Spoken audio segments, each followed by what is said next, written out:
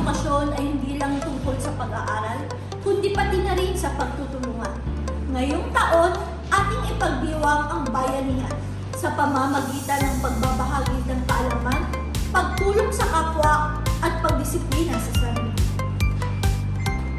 Pasensya ka na, nahirapan talaga ako sa lesson na ito. Huwag ka mag-alala, tutulungan kita kung maintindihan mo. Sabay tayo mag-aaral. Sa simpleng pagbabahagi ng kaalaman ay nakatutulong tayo sa isinasagawang gawain at napapalakas natin ang samahan sa loob ng paaralan. Kahit maliit lang iambag natin, malaking tulong na ito sa nangangailangan. Tama, ang bawat piso ay may halagang dala para sa magandang kinabukasan. Sa pamamagitan ng pagbabahagi ng oras at tulong pinansyal, ay nakatutulong tayo sa pagbabago sa ating paaralan at komunidad. Go!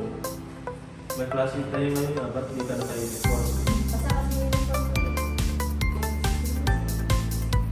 Ang pagsunod sa patakaran, paggalang sa kapwa at pagdisiplina ng sarili ay nagpapakita ng isang tunay na karakter ng isang responsable estudyante.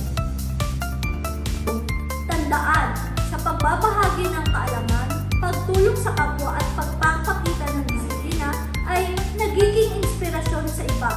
Sama-sama natin itaguyod mas maayos at mas makataong paaralan. Edukasyon Edukasyon Edukasyon. at at bayanihan, sama-samang tagumpay.